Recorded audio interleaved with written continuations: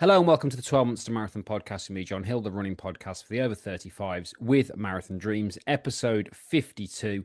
A very special interview today with Mark Maselli from California, all the way from California. I'm delighted to say, and Mark's going to be sharing his story with us. How are you today, Mark?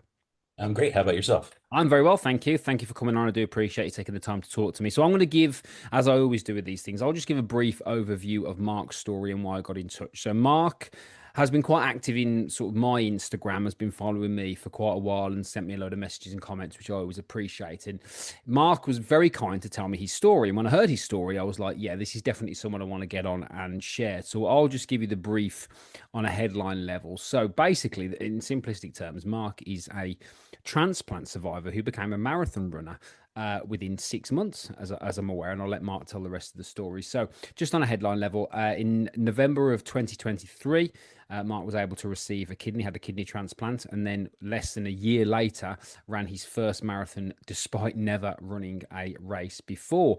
And since then, Mark has gone from strength to strength, really tackling numerous other races, has become a director at a top five US aerospace company, completed McKinsey's management acceleration program. And that means that Mark now wants to help other people, which is one of the reasons, again, why I wanted to talk to him with his upcoming book that's coming out this year, very excitingly, which is The Overcomer's Journey Unlocking Your Potential Through Vision, Discipline, and Resilience. And Mark uses the transplant to marathon story as a backbone for that particular book. So, quite an inspiring story. I suppose the first thing I want to ask is because the obviously the transplant was the transplant and that stuff. So how did we get from I've just had a kidney transplant to I want to run a marathon? That's a pretty interesting story. And so a friend of mine, she does 5Ks. Hmm. She runs 5Ks a lot, and has always been trying to talk me into running a 5K with her. And I, for whatever reason, kept putting it off. And um, very sadly, about 2 months before my transplant, her brother died of kidney disease, Right, and he was not healthy enough to receive a kidney. And because of circumstances, he passed away. right. And so going into the surgery, that weighed on me quite a bit. Hmm. And when I came out of surgery, I I felt better than I had felt in probably 20 years. Okay. When your kidneys aren't functioning properly, you're not releasing the toxins from your body. You have joint inflammation. I had chronic back pain because with polycystic kidney disease, which is the disease I had, Right. your kidneys grow to be very large, and my both kidneys were about the size of an American football. Okay. And and weighed roughly 20 pounds each. So it Wow. consumed quite a bit of space in my stomach Yeah. and caused very severe back pain. Right. So when I Okay. woke up and they had removed one of the kidneys, I felt total relief. Okay. And I had 3 months of recovery. And during that recovery phase, I said, what am I going to do now? And what different things am I going to do with my life that would really honor my donor and then honor those people that are on the list or people that don't have the opportunity to have a transplant, Uh-huh. like my friend's brother. Yeah. And I started to think about I need to do something significant. I need to do something inspiring. I felt called to do something inspiring and start to help others who are less fortunate than I am in terms of either my health or the fact that I even received a kidney. Hmm. And I started to think about the conversation that I had with her about doing a 5K. And I said, well, a lot of people do 5Ks during Thanksgiving, like a turkey trot Yeah. or, you know, so it didn't seem significant enough. And I'm one of those go big or go home kind of guys. Okay. And so I kept thinking, and I had climbed Mount Whitney a couple of years before, and I'm like, well, that would be redundant. And so I said, how about a marathon? Everybody's heard of a marathon and everybody's had the conversation of, would you run a marathon? And most times the answer is no. That seems insane. Why would you want to run for 26 miles? And so I thought that's it. That is the milestone that I have to achieve. Right. And so I did some searching and I found a marathon as close as I could to my 1 year anniversary of my transplant. And I said, let's go for it. How significant would that be to go from a kidney transplant to running a marathon in less than a year? Hmm. To me, that just seemed like a really out there wild idea. Hmm. And when I told my doctor, he laughed at me. He didn't believe me. He goes, yeah, yeah, sure, whatever. And so, yeah, at the 3 month mark, he gave me the green light to start exercising. He actually used the term light exercise. And to me, I don't know what light exercise is. It's Okay. either you're exercising or you're not. Okay. And I, it was interesting. It took me probably a month or two to get to where I was even able to walk a mile, to have the endurance to walk a mile. Hmm. I was really surprised at how my endurance had been impacted by the transplant. Hmm. At about 7 months out, I started my training program, and I found a 6 month training program on the internet. I did the first month twice, and I was off to the races, literally. Yeah.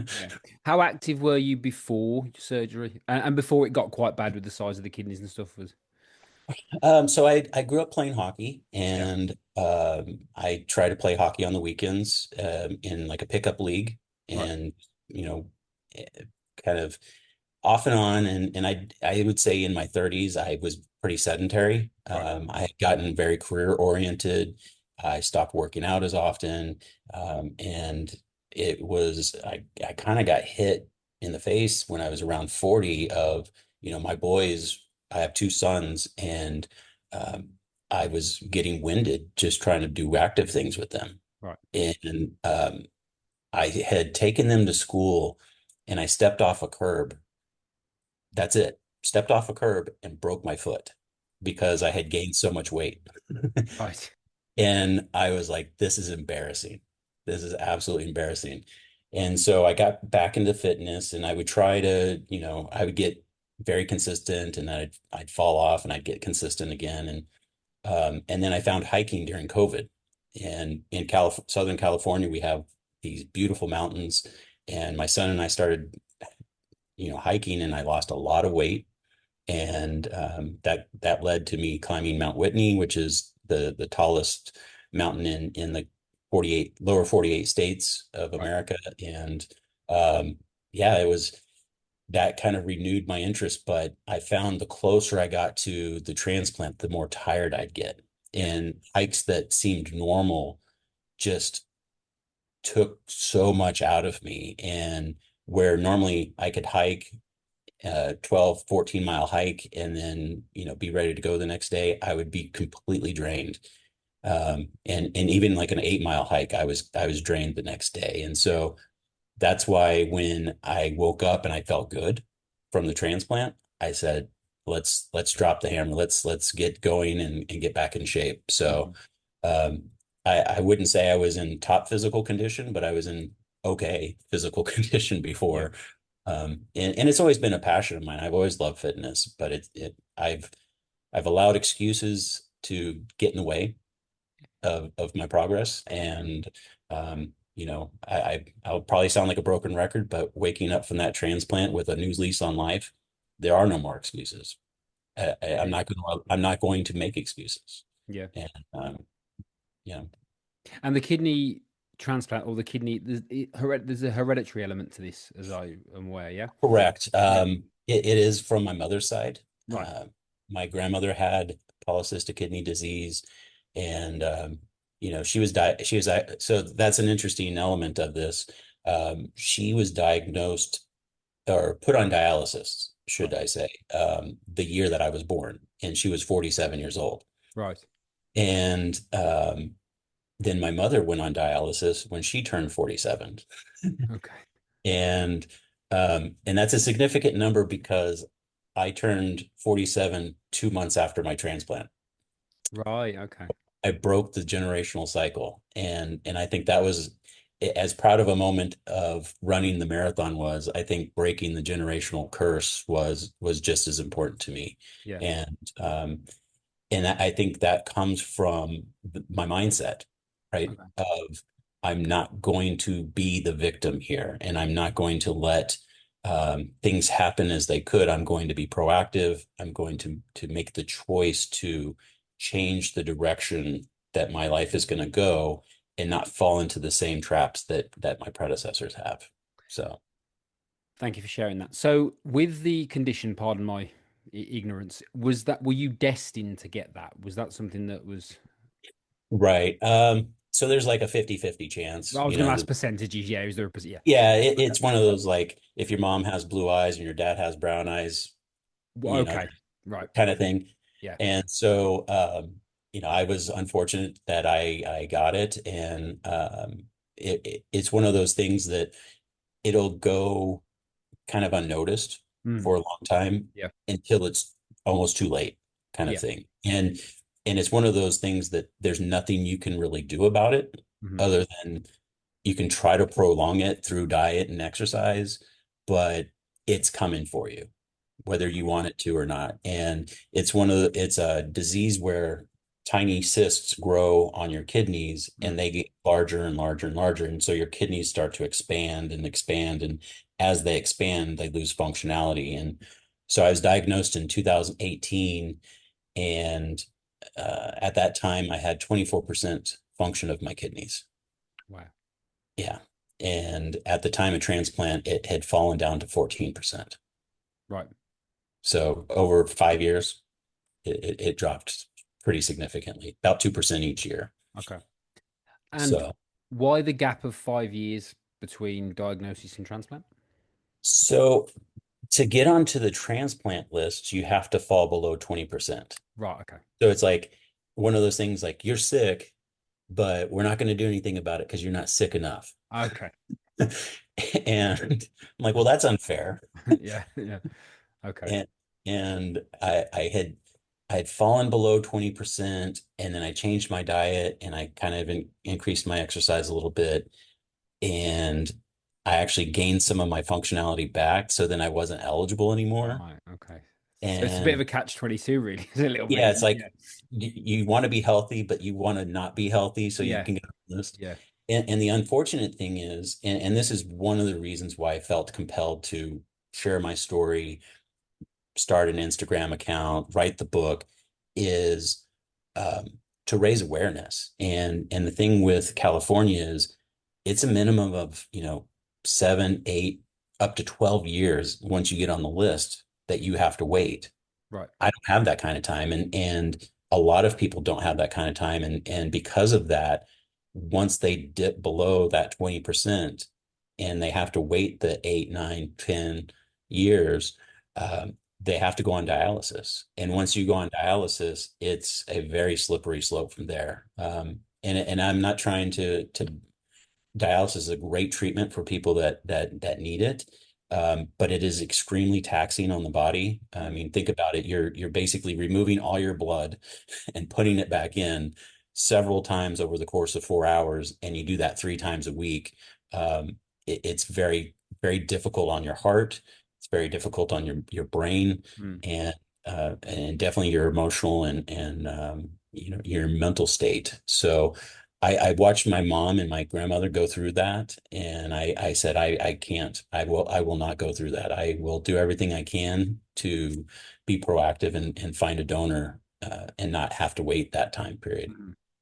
So, and again, if you feel free to answer this as much detail as you like, just out of interest, really. So, what was your when your functionality was dropping like that? What was your day to day like in terms of how you felt? Was Waking up in the morning was so hard. right, It because my back was so painful, right. I could never get comfortable.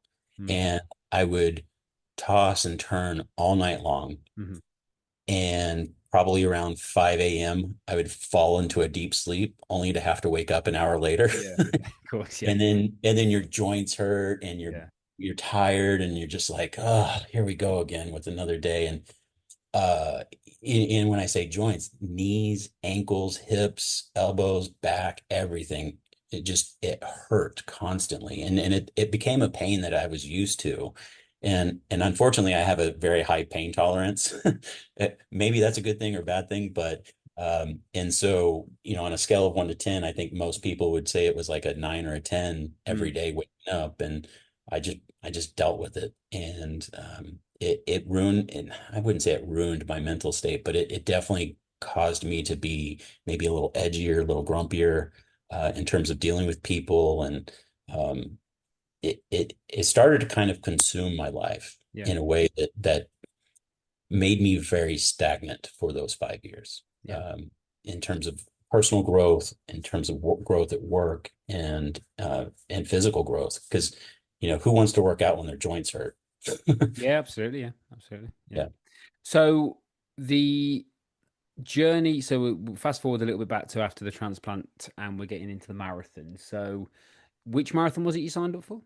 The Las Vegas Marathon. Las Vegas. Okay, fine. Right, right. Is that the one that goes down the strip? Is that the one? No, it was they claimed it to be the inaugural Las Vegas Marathon. Oh, They have okay.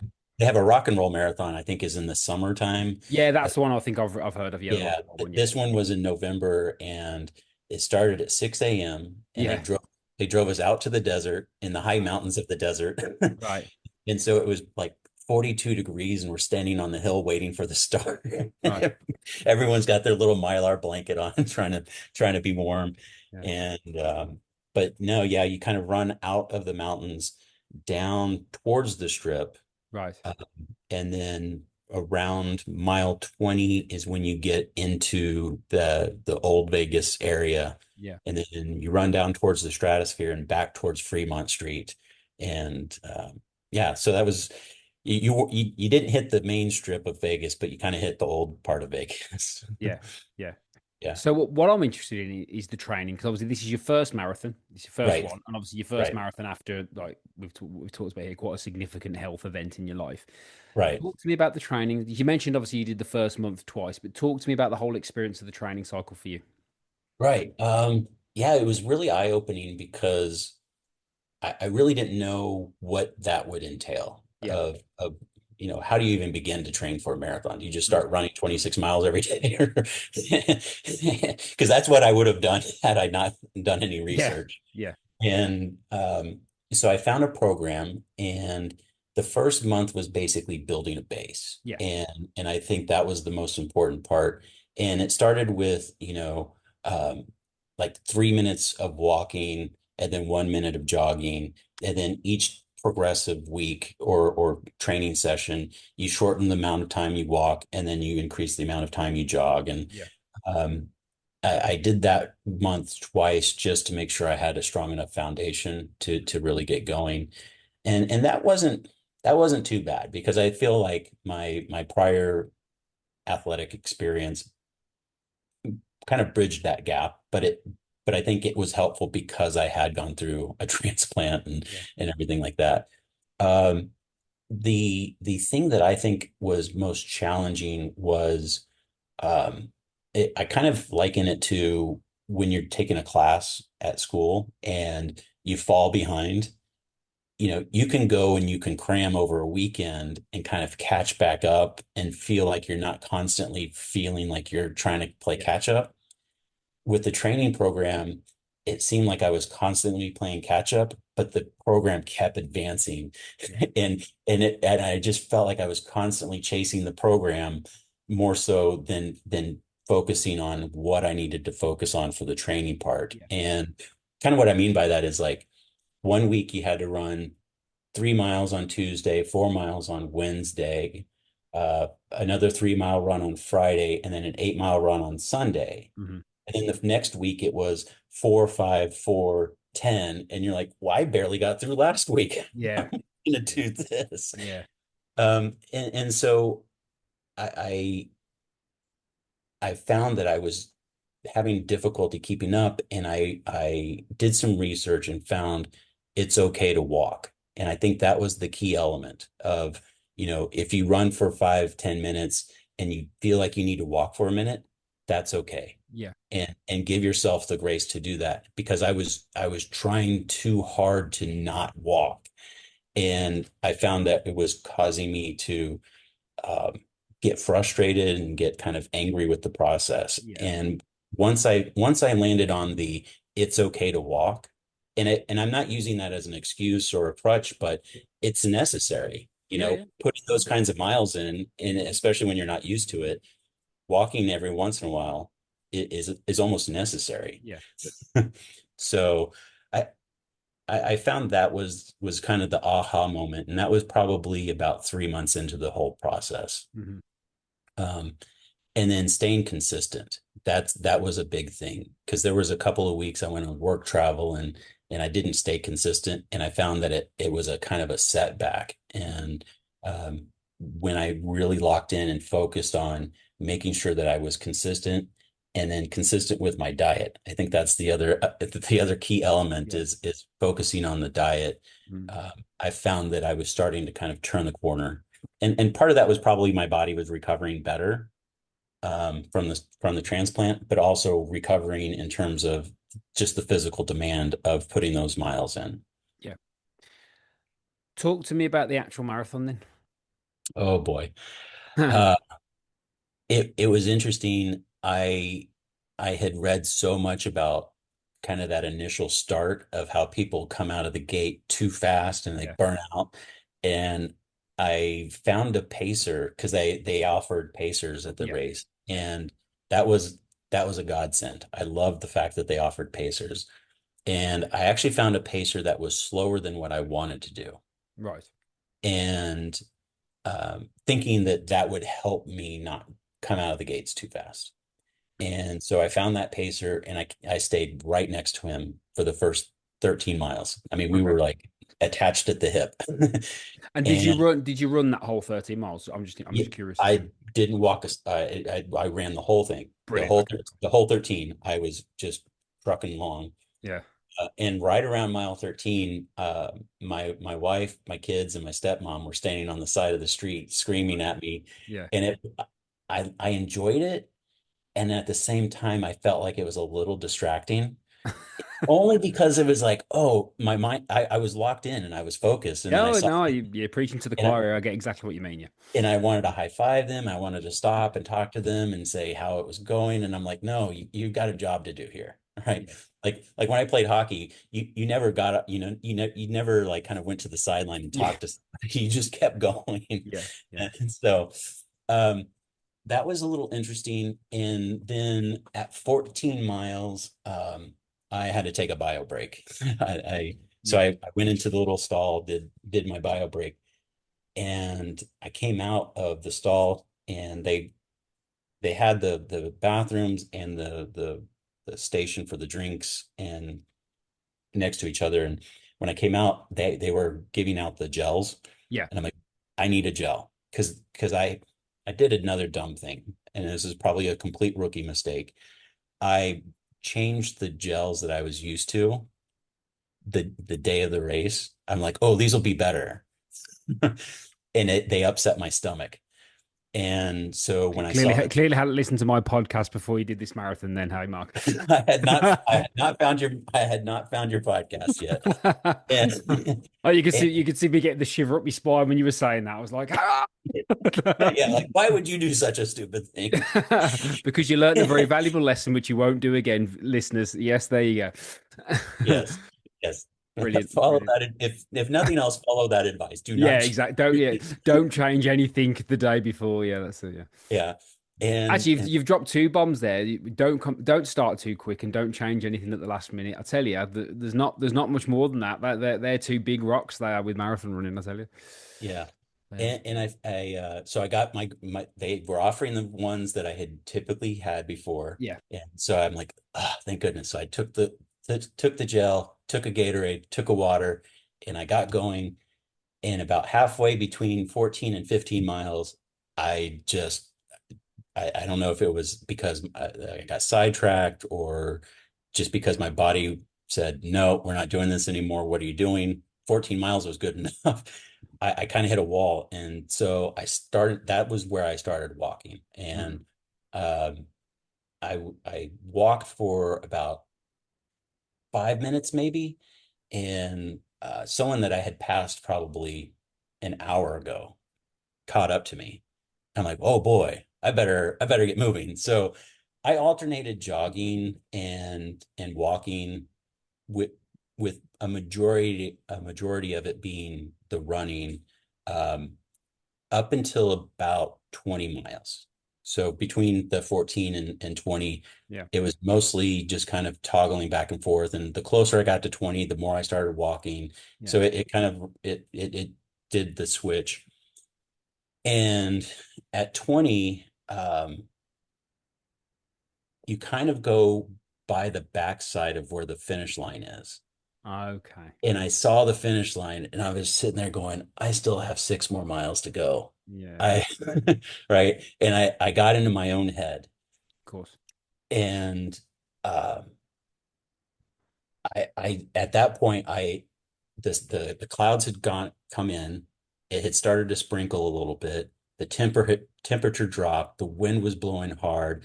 All that sweat had dried, and now you're cold from the wetness and and everything. And I just kind of started falling apart. Yeah. And and I'm normally a lot stronger mentally than that. And so when that happened, I started just spiraling. And at 22 miles, I sat down on the ground and I just said, I'm done. I can't believe I even signed up for this. I bit off more than I can chew. What was I thinking? And I just kind of I let that negative person on my shoulder just take over. Yeah. And this lady ran by and she said, "Are you okay?" Because, someone sitting on the ground that's Mm. clearly a marathoner, you're like, "Oh, what are you okay?" And she asked me that, and I said, yeah, I'm just tired. My legs hurt and I'm tired. She said, "So what? All of us are tired. You're at mile 22. What are you thinking?" And I'm like, "Oh, okay, you're right." I like that lady. I like that's good advice, eh?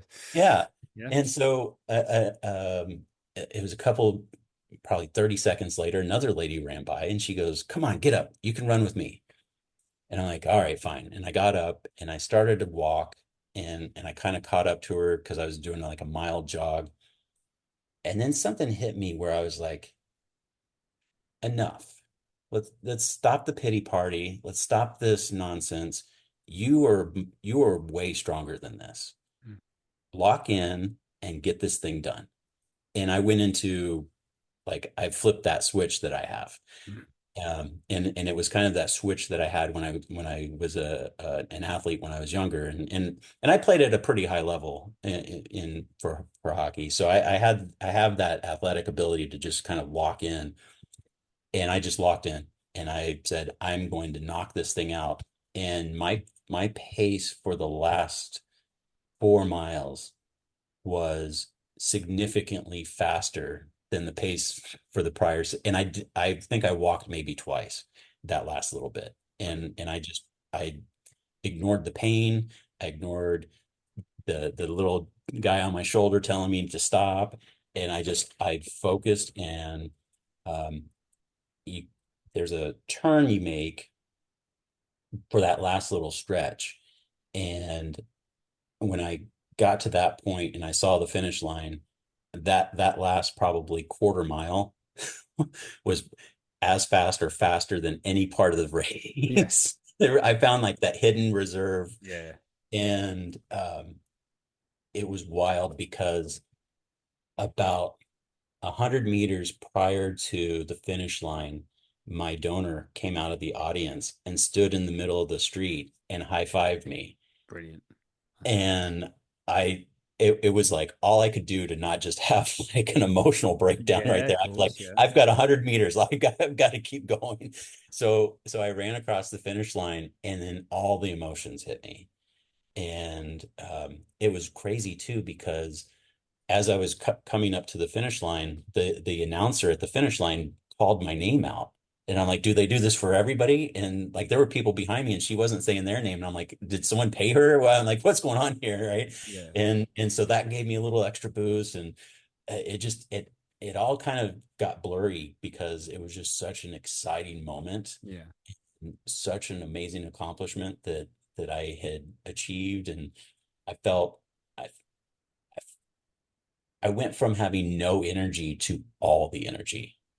if that makes any sense. I don't know if Yeah, no, that, I know what you mean. I know what you yeah. mean. And that was the first time I really understood what runner's high was, Yeah. because we went, I got my medal, I had a banana, I had a goo, I had, a big thing of electrolytes, and I'm like, I need to eat. And so we went to a little restaurant next door. And the whole time I was just amped up. I was sitting there and I was like, I was getting up and I was walking around. I was talking to other marathoners and I was giving them high fives. And they were like, where does this energy come from? And I'm like, I have no idea. I don't know where it came from, but I'm running with it because this is Yeah. awesome. So Brilliant. Brilliant. And so when was that exactly date wise? I know it's like a year from November no, 20, November 3rd, November November 3rd, 20, that was 24, yeah? 2024. Yeah. So what have you done since then in So I took a little time off, just to Yeah. recover. Yeah, of course. And I think I took 2 or 3 weeks off. And the funny thing is, um, about 4 days later, I was itching. I was like, I gotta do something. I gotta, go for a walk. And so I did like a little 2 mile jog and did a little bit of work. I didn't completely, sit on the couch. And then I saw that there was a 10K on Super Bowl weekend. So I went and did that. Right. And then um, I found uh, Spartan events, Yep. Yep. and I'm like, well, let's try one of those. That seems, let's throw in a little extra hardness in the running by doing obstacles. Yeah, yeah. And so I did one of those What at Big. distance Spartan did you do? What I did a 10K 10K and Spartan, yeah. in Okay. 25 obstacles, and that was at Big Bear, California, which is a ski resort. Yeah, I've heard of Big Bear, yeah. Yeah. Yeah, yeah. So you had to run up the ski slopes. Oh Uh, wow. I'm like, I can run it. Here's the ignorance of me. All right, I sign up for things and then I just go do them, and and figure it out later, kind of thing. I sign up and then I figure out how do I get there, and I'm like, oh, I can run a 10K. 10K is not a problem. And then I get to the mountain and it's like, no, no, no, the 10K is up the hill, and I'm like, oh boy. That was extremely challenging. And then I've also done a couple of they're called Spartan Deca events, Yes. where it's the one I did was a 5K with 10 of the workout zones. It's kind of like a high I rocks was going to event. say, let's talk for that people might be more familiar with High Rocks. Deck is like the High Rocks equivalent. Yeah. Yeah, yeah. Yeah. So yeah, I did one of those, and so I'm gonna do two more of those in August, and I've signed up for like five more Spartan events. And just it's not a marathon, but I mean, one of the events is a 13 mile run Yeah. with 30 obstacles that I'm going to do. And so I'm going to train like I'm going to train for a regular, half marathon. Absolutely. And so I'm starting that training Monday. I've been kind of working on pacing lately Yeah. and building endurance at the desired pace. Yeah. So intervals and extending time frames of, like a minute at a slower pace, and then 1 minute at the desired pace, and then the next week I go 2 minutes and Yeah. 3 minutes and four, so Yeah. something like that. And so been working on that, and then speed drills to just kind of build up Yeah. that. I'm a bigger guy. I'm 6'1" and 6'1" and 250 pounds. Um, Okay. and so I part of it's athletic, muscle, but I do have a gut, and a lot of the anti-rejection medication I'm on causes weight gain. So Right. it's one of those, even with diet and exercise, I'm battling the Yeah, of medication kind of course. thing. So hey, if my kidney's working, I'll carry the extra weight. But my point of bringing that up is I'm finding uh, alternate ways to build endurance without having to do the damage to my knees and ankles of running. So Yeah. I'll do my runs, but on the off days where I'm not running, I'll do elliptical or bike to build the Yeah. endurance. So So with the top with the style of training that you're doing, I think the 13 mile, I think it's the Spartan Beast. I think it's called. It's certainly called. I think it's yes, called the Spartan Beast over exactly. here anyway, because they've got those over here. And for the listeners, I've done high rocks and marathons, and it's completely different in the sense of you think that it is a runner's game, like particularly Horrocks is a runner's game, but actually it is more it's a different mindset and a different type of training. So actually, by the sounds of it, where you're at, longer term endurance running with the constant pound on the joints, whilst it's not unhealthy. Usually, as long as you're strong, actually, you might find that that could be a more suitable option because it's got that mix of strength, which it sounds like you've got a very strong athletic figure, but you can also, yeah. So Right. Yeah. sounds like a good option. And yeah, none Yeah. of this stuff's easy, by the way, because Hyrox it's a different beast to marathons. It, it, that It's yeah. that It's hard to slapping. explain. It's because like you Yeah, think, it is. yeah, It's hard, and especially people that don't participate in those kinds of things. And I think the interesting thing with the DECA event that I did, it's a 5K, and you only run 500 meters at a time. And I'm right, like, so I practiced on a treadmill running 500 meters. I'd hop off the treadmill, I'd do one of the exercises, yeah, and I'd hop back on, and it's a completely different beast. Because cardiovascularly, the running part is the easier part. And I hate to say it's easy because it's not, but we all say easy. We always have the in just to make easier sure. Yeah, compared to yeah, because yeah, because you're trying to do the exercises at speed. And when you're doing 25 sit-ups with a medicine ball, or doing reverse lunges with 44 pounds on your shoulders, or a row machine or a ski erg or whatever, you're burning at a higher pace than what you're used to when you're doing an endurance run. yeah, Because yeah, at endurance runs, you're keeping that steady heart pace, that heartbeat and that pace, and you're staying in your right zone. With the high rocks or DECA, your heart rate's fluctuating up and down, and it's a totally different workout. And um, me again, 5K, no, not a problem. I can run a 5K. mm, Throw in the exercising part and you're like, whoa, this is yeah, totally yeah. different. So, Yeah. Well, but that's. but I I mean, that's yeah. Well, I mean, that's a a fantastic story. I mean, in terms of going to to something equally as hard from where you've been, just to maintain that. That's fine. So yeah, it's very good and hopefully very inspirational in terms of where you've come from. So, talk to me about the book then. How long's that right. been in the works?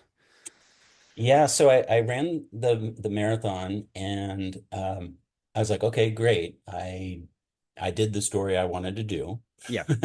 Now, how do I apply that, and how do I inspire? And the hospital where I had my transplant, they actually came, asked me to come do a speech Okay.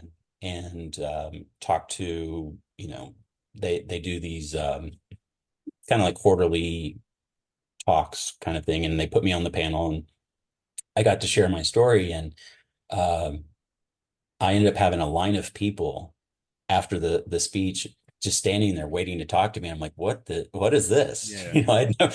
Like, I'm just a regular Joe who ran a marathon. Why is everyone lining up to talk to me? And they were inspired by the story. And it was and again, kind of, I think I might have mentioned this, and maybe I haven't.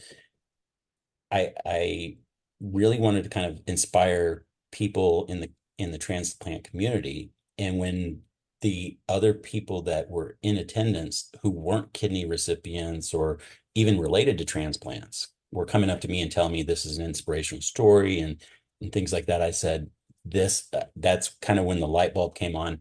If I wrote a book and I shared the experience and made it universal, then I could help more than just transplant people. And so over the holiday break, around Christmas time, um, I just sat down at the computer and I just started typing. And within about 4, maybe 5 weeks, I looked down and I had like 500 pages written. And it was 47 years in the making kind of thing, Yeah. where it just, and it had zero structure. It was all over the map. But it was just kind of everything came out. And it ranged from stories about when I was a kid and lessons I learned about that through athletics, and then, what it took to recover from the transplant. And then I spent time organizing it and putting it into to a bit of a format. And as I was doing that, I found that there was a sequence to it, and that there was a flow to it that really did help make it universal. And it became less about the transplant and the marathon in that journey, Mm. but that journey became the backdrop for how do you become resilient? How do you build discipline? How do you build the mindset to even do something like reach your goal? It's about goal setting and determination and the grit. And I have a chapter on failure and how we always view failure as such a negative thing.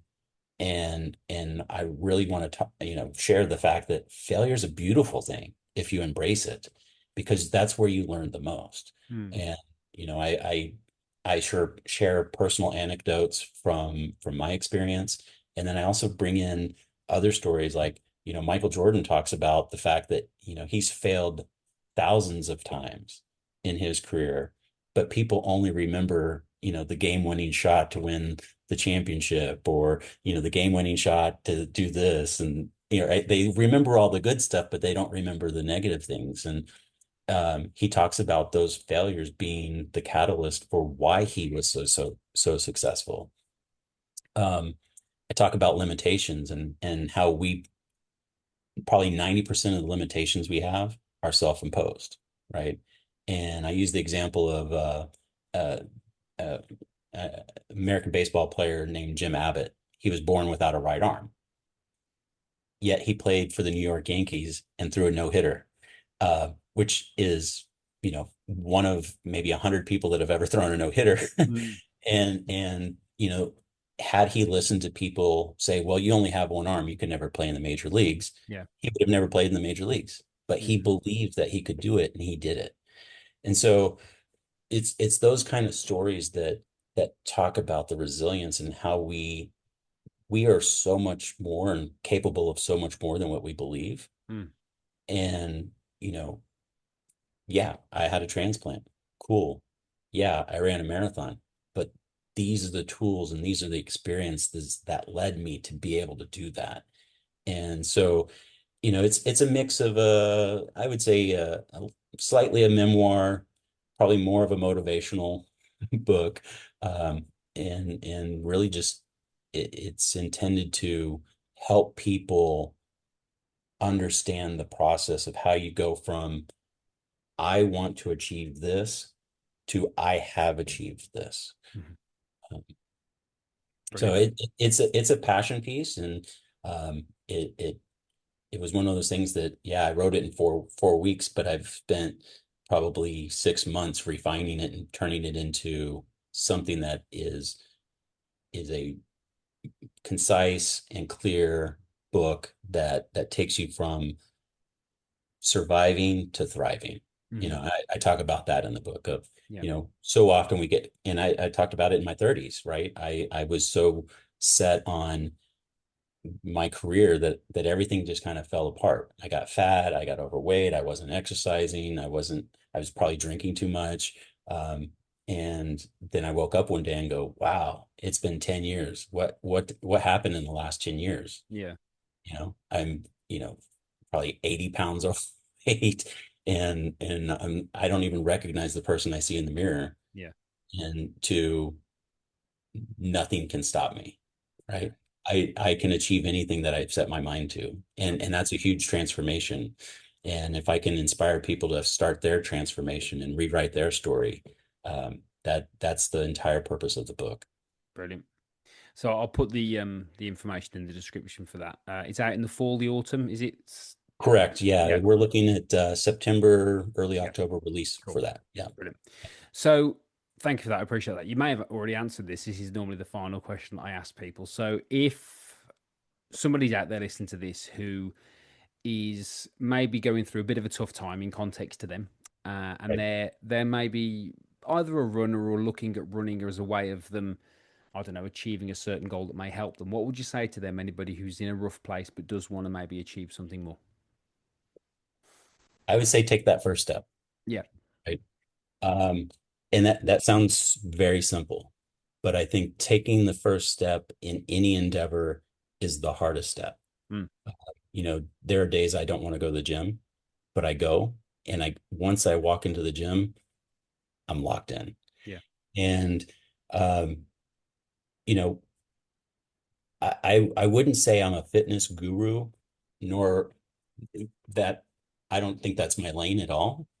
But I believe that what you can learn through training for a race will set up the transformation, your own growth and personal development transformation Hmm.